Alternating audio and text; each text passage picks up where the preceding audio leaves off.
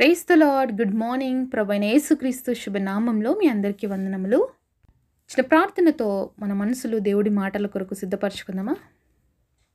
పరిశుద్ధురైన మా తండ్రి, నీ ఘనమైన శ్రేష్టమైన నామాన్ని బట్టి మీకు వందనాలు ప్రభువా.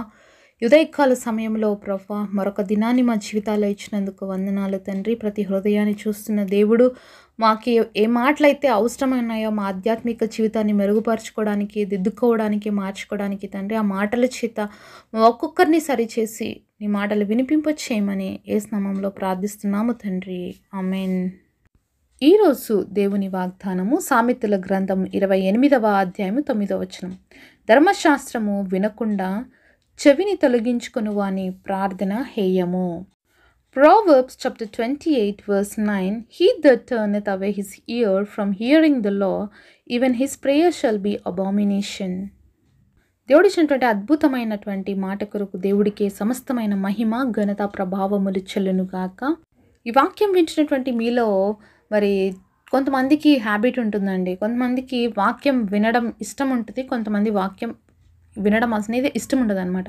కొంతమందికి ప్రార్థన చేయడం ఇష్టం ఉంటుంది, కొంతమందికి ప్రార్థన చేయడము ఇష్టం ఉండదు. కానీ దేవుడు వాక్యం ఈరోజు ఏం సెలవిస్తుందంటే, ధర్మశాస్త్రము వినకుండా ఎవరైతే వాళ్ళ చెవుల్ని తొలగించుకుంటారో వాళ్ళ ప్రార్థన దేవుడికి ఇష్టం ఉండదంట. ఎందుకు ఈ రెండు విషయాలు చాలా అవసరము అనే విషయాన్ని దేవుడు మరొకసారి మనకి గుర్తు చేస్తూ ఉన్నాడు. ప్రార్థన అంటే దేవుడితో మనం మాట్లాడే సమయం. మరి వాక్యం ధ్యానించటం కానీ వాక్యం వినటం అనేది దేవుడు మనతో మాట్లాడే సమయం.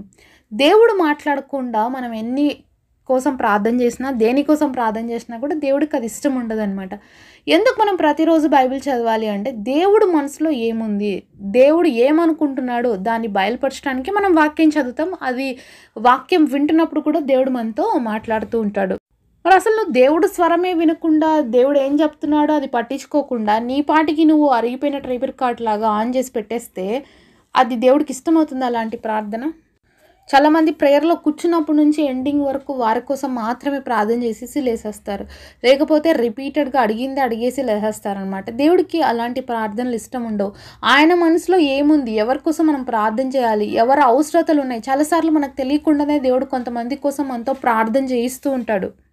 అది ఎక్కడి నుంచి వస్తుందో తెలుసా? అది దేవుడి నడిపింపు అనమాట. అలా కాకుండా ఎప్పుడు మన కోసమే మనం ప్రార్థన చేసుకుంటూ ఉన్నాము, ఎవరి గురించి మనకు అవసరం లేదు అని అనుకుంటున్నామంటే ఒకసారి మన ప్రేయర్ని చెక్ చేసుకోవాలి. ఎందుకంటే దేవుడు వాక్యమును ప్రతిరోజు వినేవాళ్ళు కానీ చదివేవాళ్ళు కానీ దేవుడు మనసు ఏందో అర్థమవుతుంది.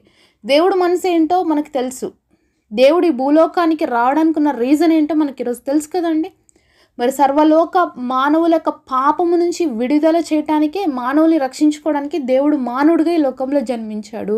ఆయన విలువైన ప్రాణాన్ని మన కోసం అర్పించాడు, మృత్యుంజయుడుగా తిరిగి లేచాడు, అతి త్వరలో తిరిగి రాబోతున్నాడు. మరి ఆయన రాకడ కొరకు సిద్ధపరచండి. దేవుడు పునరుద్ధానుడై మరి భూలోకం నుంచి పరలోక రాజ్యంకి ఆరోహణం అవుతున్నప్పుడు ఒక మాట అన్నాడు, సర్వలోకానికి వెళ్ళి సర్వ సృష్టికి నా సువార్తని ప్రకటించండి అన్నాడు.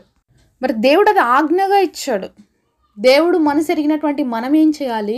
యేసు ప్రభు గురించి తెలియని వారితో ఆయన ప్రేమను పంచుకోవాలి, ఆయన గురించి మనము మాట్లాడాలి. మరి అది విడిచిపెట్టేసి ఎప్పుడు అలాంటి విషయాల కోసం ప్రార్థన చేయకోకుండా మన సొంత పనుల కోసం, మన కార్యాల కోసమే మనం ప్రార్థన చేసేసుకొని వదిలేస్తే దేవుడు ప్రార్థన అవుతుందా? దేవుడికి ఇష్టమైనటువంటి ప్రేయర్ అవుతుందా? కాదు కదా.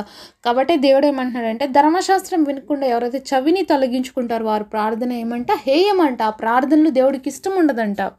ఒకసారి మనము 1 తిమోతికి రాసిన పత్రిక 2వ అధ్యాయం 1 నుంచి కొన్ని వచనాలు చూద్దాము. మనము సంపూర్ణ భక్తియు మాన్యతయు కలిగి నెమ్మదిగా సుఖముగాను బ్రతుకు నిమిత్తం అన్నిటికంటే ముఖ్యంగా మనుషులందరి కొరకును, రాజుల కొరకును, అధికారులందరి కొరకును విజ్ఞాపనలు, ప్రార్థనలు, యాచనలు, కృతజ్ఞతాస్తుతులను చేయవలనని హెచ్చరించుచున్నాను. ఇది మంచిదియు మన రక్షకుడు దేవుని దృష్టికి అనుకూలమునై ఉన్నది. చూసినాం కదా దేవుడికి ఎలాంటి ప్రార్థనలు ఇష్టము అంటే, ఇతరుల కోసం ప్రార్థన చేయాలని దేవుడు వాక్యం చాలా స్పష్టంగా తెలియజేస్తుందండి. మరి ఎవరు ప్రార్థన చేస్తారో చేయరో మనకైతే తెలియదు, కానీ క్రైస్తవుడు మాత్రం ప్రతి ఒక్కరి కోసం ప్రార్థన చేస్తాడు అనేది అందరికీ చాలామందికి తెలుసు. అయితే మరొకసారి దేవుడు గుర్తు చేస్తున్నాడు. మరి సంపూర్ణమైన భక్తి అలాగే మనం కలిగి ఉండాలి, నెమ్మదిగా ఉండాలి, సుఖంగా ఉండాలి అంటే మనం ఏం చేయాలంటే అన్నిటికంటే ముఖ్యంగా మనుషులందరి కోసం ప్రార్థన చేయాలి.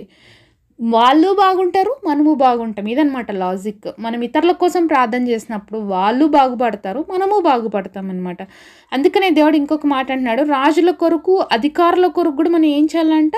విజ్ఞాపన ప్రార్థనలు చేయాలంట. ఎంత గొప్ప దేవుడు కదా మనకిస్తున్న మరి మరి ఖచ్చితమైనటువంటి విధి విధానాలు దేవుడు మనకి చూపిస్తూ ఉన్నాడు. మరి ఎప్పుడైనా చేశారా? మన అధికారుల కోసం, మన పైన ఉన్నటువంటి మరి గవర్నమెంట్ కోసం మనం ప్రార్థన చేసేవారుగా ఉన్నామా? మనల్ని రూలింగ్ చేసినటువంటి పార్టీస్ కోసం మనం ప్రార్థన చేసేవారుగా ఉన్నామా?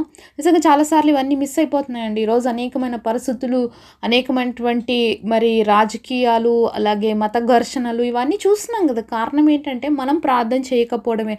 మనం ప్రార్థన చేస్తే ఇవన్నీ కూడా ఏమైతే నెమ్మలించబడతాయి. ఎందుకంటే దేవుడు చెప్తున్నాడు, మీరు సంపూర్ణ భక్తితోనూ మాన్యతతో కలిగి ఉండాలి అంటే, మీరు నెమ్మదిగా సుఖంగా బ్రతకాలంటే మీరు వీరందరి కోసం ప్రార్థన చేయండి అని దేవుడే చెప్తున్నాడు. కానీ ఇవన్నీ పక్కన పెట్టేసి మనం దేవుడి చిత్తం ఏంటో కూడా తెలుసుకోకుండా మన ఇష్టానుసారంగా మనం ప్రార్థన చేసేసి మన ప్రేయర్ని ముగిచ్చేస్తున్నాం. కాబట్టి ఏ ఫలంని కూడా చాలాసార్లు మన జీవితాల్లో పొందుకోలేకపోతున్నాము.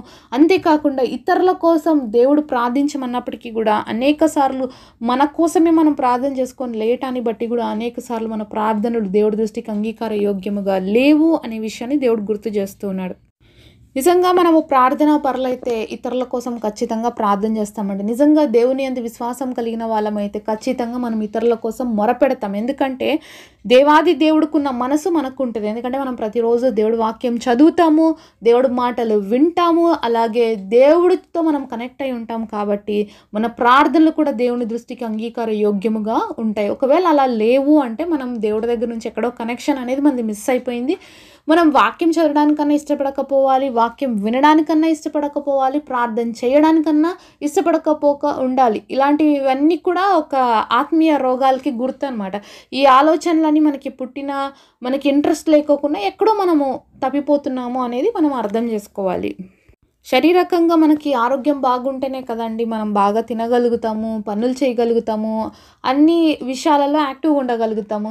మన శరీరం మనకు సహకరించకపోతే మనం ఏమైనా చేయగలుగుతామో చేయలేము. అలాగే దేవుని యొక్క భక్తి జీవితము, అలాగే ఆధ్యాత్మిక జీవితం అనేది ఆత్మీయ సంబంధమైనది, శారీరకముగా కాదు. కాబట్టి మనం ఆత్మీయంగా బాగుంటే, మన ఆత్మకి ఆరోగ్యదాయకంగా ఉన్నట్లయితే మన ఆత్మ కూడా ఉత్సాహంతో పని చేస్తుంది కదా. కాబట్టి ఎక్కడెక్కడైతే మనలో లోట్లు ఉన్నాయో దాన్ని సరి చేసుకుందాం, మన జీవితాన్ని మనం మార్చుకుందాం. దేవుడి మాటలు ప్రతిరోజు మనల్ని సరిచేస్తాయి. కాబట్టి ఖచ్చితంగా ప్రతిరోజు దేవుడి మాటలు చదవాలి, దేవుడి మాటలు మనం వినాలి.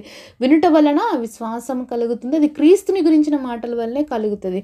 మనకు బయట మాటలు వినడం చాలా ఇష్టం, మళ్ళీ దేవుడి మాటలు వినడం అనేది చాలా కష్టం అనమాట. కాబట్టి వినుట క్రీస్తుని గురించిన మాటల వల్లనే మనకు విశ్వాసం కలుగుతుంది. నువ్వు బయట ఎన్ని మాటలు వినేసి వచ్చినప్పటికీ కూడా అవన్నీ కూడా వ్యర్థంగా పోతాయి. కానీ నువ్వు దేవుడు మాటలు విన్నట్లయితే నువ్వు ఏ పరిస్థితిలో అయినా ధైర్యంగా నిలబడతాయి, పరిస్థితుల్ని జయించడానికి శక్తిని కూడా ఇస్తాయి. కాబట్టి మన జీవితంలో దేవుడి మాటలు చదవడము, వినడం అనేది మనం హ్యాబిచువల్గా చేసుకోవాలి. మనం దేవుడి మాటలతో ప్రతిరోజు మనం కనెక్ట్ అవ్వాలి. అలా అయినప్పుడే మన జీవితంలో మనం ఉన్నతమైన ఆత్మీయ స్థితికి రీచ్ అవుతాము. అలాగే మన ప్రార్థన కూడా దేవుడి దృష్టికి అంగీకార యోగ్యముగా ఉంటుంది.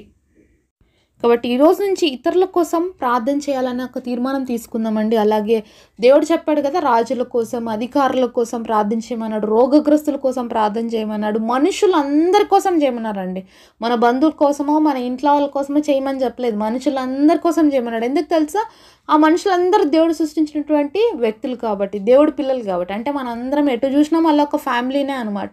ఈరోజు బంధుత్వాలు బట్టి, బాంధవ్యాలను బట్టి ఒక ఫ్యామిలీ అనుకుంటున్నాం. కానీ క్రీస్తు రక్తములో కడబడిన ప్రతి బిడ్డ కూడా క్రీస్తు యొక్క ఫ్యామిలీలో ఉన్న వ్యక్తినే.